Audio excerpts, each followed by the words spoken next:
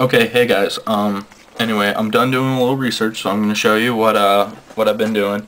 All right, and so basically, I was looking for the foam, the insulation foam. So what you do is you either go to Home Depot or Lowe's, and you can search insulation, and then you can narrow it down. On the Home Depot website, for those that live in the U.S., you go to sheathings, and it will pop up, and basically what will pop up is this stuff. Okay, so if you can see, these are all the this is all the foams. Make sure you read carefully the inches. This is the width of how thick it is, and this is the base and length, or whatever.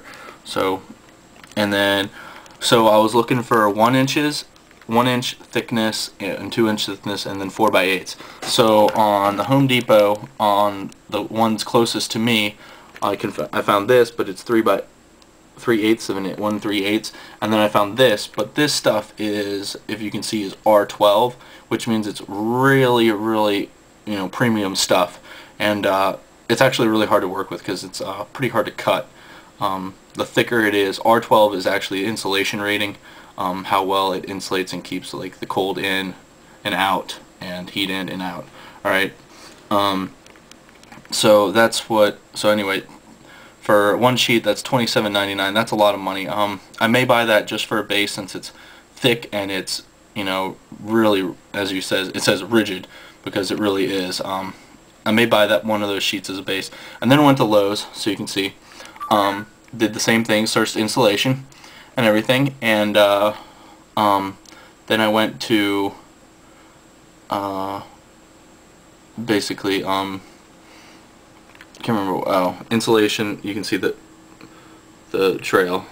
I went home, building product, insulation, accessories, searched insulation, and then basically you get these. And at my local store here in Maryland, I found these, which is a lot less, R3.9, which is a lot easier to work with, and actually it's probably too much. You probably only need about R2, which would be this stuff, but it's only 3/4 of an inch thick, and I like using inch stuff and then grading it just because it's easier to work with for scale purposes.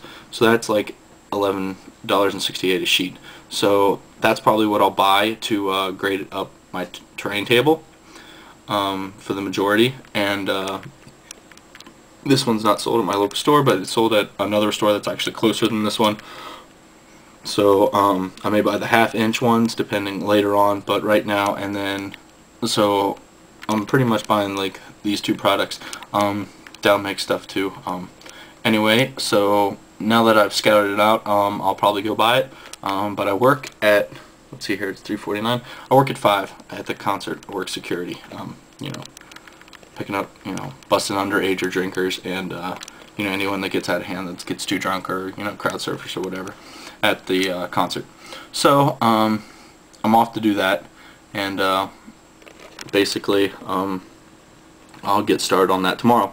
So I'll go out and buy the materials. Busy day tomorrow. Cool. Have to drive all the way to my girlfriend's place for dinner with my friends. Everything busy. All right. Anyway, I'm really excited about this project, so you guys are actually pretty lucky because I'm not going to get bored. I hopefully not, because I really want to do this.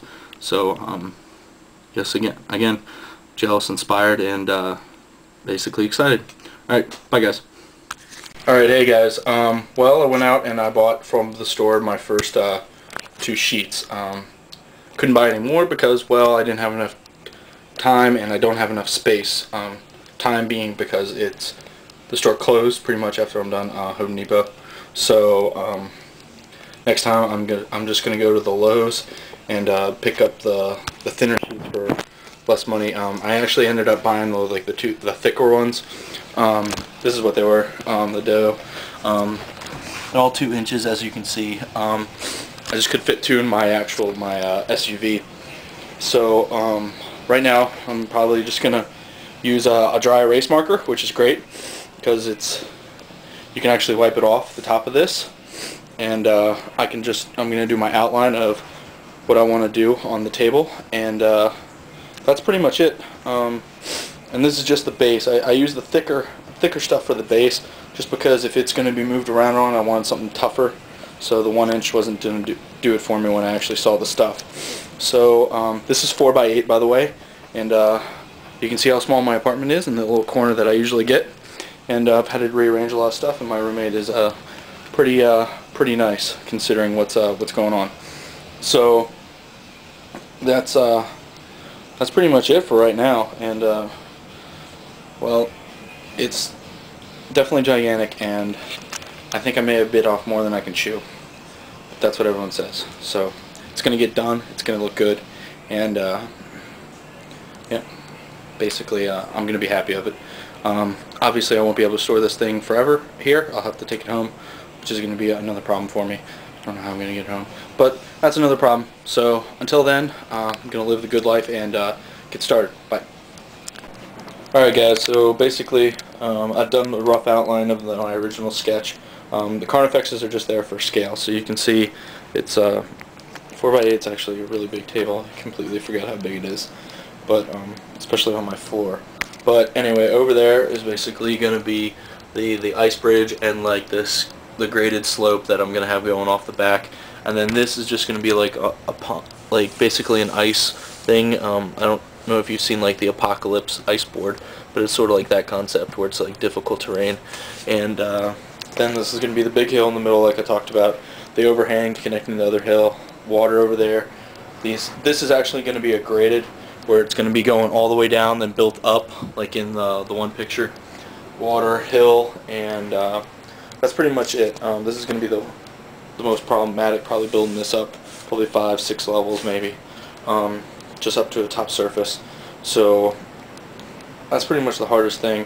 I used the models and you know, some of my hills over there just for scale to realize how big things are, and they can move on the board, because maybe I'll play an Apocalypse game on there.